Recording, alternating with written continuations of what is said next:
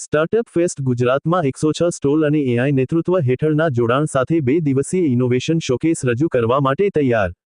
Startup fest Gujarat ભારતનો પ્રથમ સંપૂર્ણપણે એઆઈ સંકલિત સ્ટાર્ટઅપ ફેસ્ટ તેના પાછલી આવૃત્તિઓની નોંધપાત્ર સફળતા પર આધારિત છે, જેમાં સામૂહિક રીતે 350થી વધુ સ્ટાર્ટઅપ્સ, 260થી વધુ રોકાણકારો, 24,000થી વધુ ઉપસ્થિતો અને ₹27 કરોડથી લોહી પર હસ્તાક્ષર કરવામાં આવ્યા હતા અને ટકાઉપણું, ફિનટેક, હેલ્થટેક, એગ્રીટેક, ઇનોવેશન અને સર્જનાત્મક ક્ષેત્રોના લીડર્સની ભાગીદારી હતી.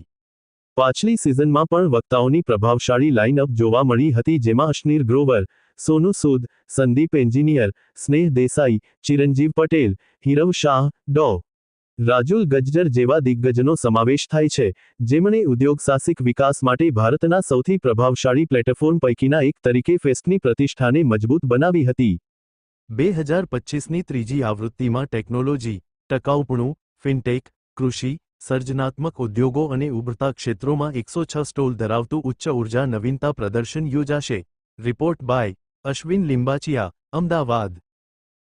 નમસ્કાર, મારું નામ ધ્રુવ પંડિત છે. I am the founder and CEO of Drona cyber solutions private limited.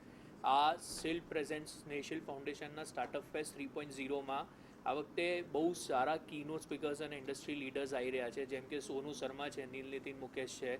એના સાથે બહુ બધા જે ગુજરાત અને બાકીના પણ અધર સ્ટેટ્સ એ બધાના ઇન્ડસ્ટ્રીયલ લીડર્સ અને મેન્ટોર્સ આવે છે. એનો જેટલા પણ આમાં સેક્ટર્સ છે, IT, ITS, automobiles, agriculture, cyber security, defence startups, આ બધા સ્ટાર્ટઅપ્સ અહીંયા જોવાના મળશે. એમાંથી જે સાયબર સિક્યોરિટીના સ્ટાર્ટઅપ્સ છે, આપણે બધા જોઈ રહ્યા છે કે આપણા ભારતમાં સાયબર અટેક, સાયબર ક્રાઇમ જે વધી રહ્યું છે, એનાથી જીતવા માટે જેટલા પણ મેક ઇન ઇન્ડિયાના સાયબર સિક્યોરિટીના સોલ્યુશન્સ છે, આઈટી અને એઆઈ ડ્રિવન સોલ્યુશન્સ જે મોસ્ટલી છે, જે ઓટોમેશન્સ અને ઓપરેશન્સમાં હેલ્પ કરી શકે, એવા બધા સ્ટાર્ટઅપ્સ અહીંયા જોવાના મળી શકે છે. અને એના સાથે સાથે આ જેટલા પણ ઇન્ડસ્ટ્રી લીડર્સ આવી રહ્યા છે, એમનો પણ જે મેઇન આ વખતે થીમ છે, એ બધું થીમ એ જ છે કે ટેક અને એઆઈનો યુઝ કરીને જેટલા પણ સ્ટાર્ટઅપ્સ છે એને કેટલી ફાસ્ટલી સ્પીડઅપ કરી શકાય અને મેક ઇન ઇન્ડિયાના કન્સેપ્ટ પર કેવી રીતે લઈ જઈ શકાય.